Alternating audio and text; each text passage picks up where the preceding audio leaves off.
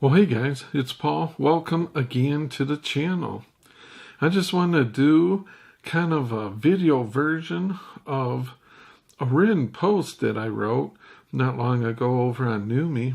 You know, sometimes writing, it's a different animal than doing a video. Sometimes you might not be in the mood to do a video. I like writing.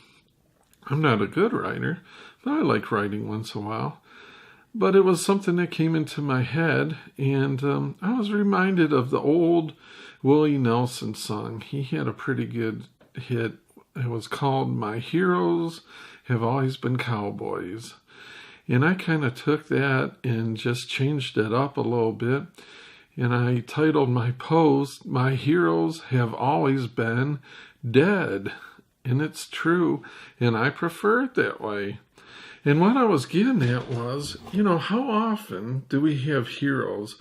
Do we have role models? And if they're alive, what do they do?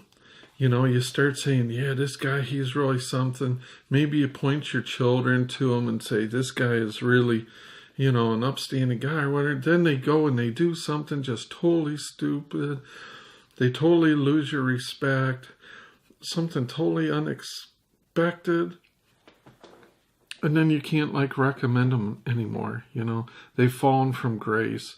They're not what you thought they were, or you were just seeing part of the picture. So when a person's dead, all their failures, all their secrets are one, either out in the open, or two, forever going to be, you know, locked in the closet. No one will ever know those skeletons. So they're not going to disappoint you. Everything's out in the open. You know where they stand. So what I thought, and I've done a variation of this video, I think on one of my other channels or whatever, but I may do a couple of videos just going through some of the heroes that I've looked up to, that I've read about, that I've studied about. I thought that'd be kind of like a fun series every so often. So, you know, I'm not going to do like a big thing on there or whatever, but I've mentioned this guy before. So I'm going to show you. Now this, well, my hero that I'm talking about here today is Bob Ross. And this is my first ever Bob Ross painting. In fact, I signed it on the back with a PW #1. Painting #1. I wish I dated it. I didn't, but it's old. And you know what? It's no reflection on Bob Ross. I mean, I know I'm not a good painter at all, not even worthy to be called a painter. But, you know, it's something I enjoy. I haven't done it in a long time. It just seems like it takes some time to get your stuff all in order, you know, like some hobbies. So you don't do it as often as you'd like to, but I enjoyed it. But Bob Ross, you know, he was great. I mean, he just broke all the rules.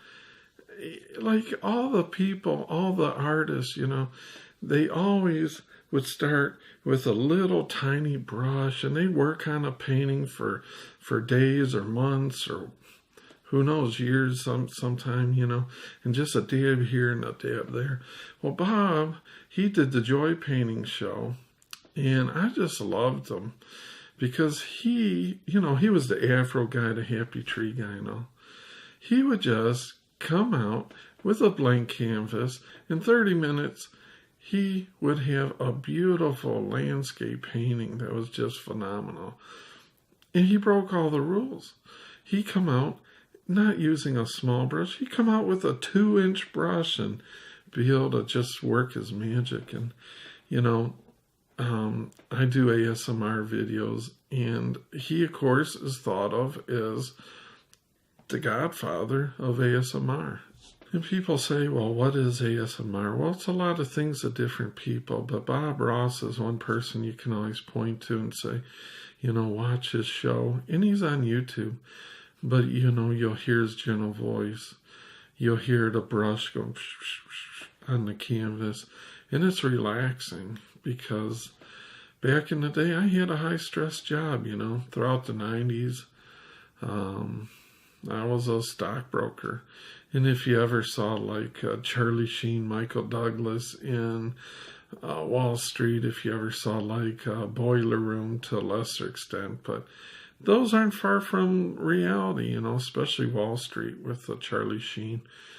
It was very high stress, and, you know, you're dealing with a lot of money and a lot of people's money. And so what I would be able to do some days, I had a corner office and just be able to go in there, shut the door, and I had a little 13-inch color TV on my refrigerator in the corner and turn it on to PBS around noontime, and in 30 minutes just watching Bob Ross, it's like all that stress and anxiety and worry and different things with just nervousness would just, the second you heard him just start talking, start doing, it's just phenomenal. So it's like he has always been one of my role models.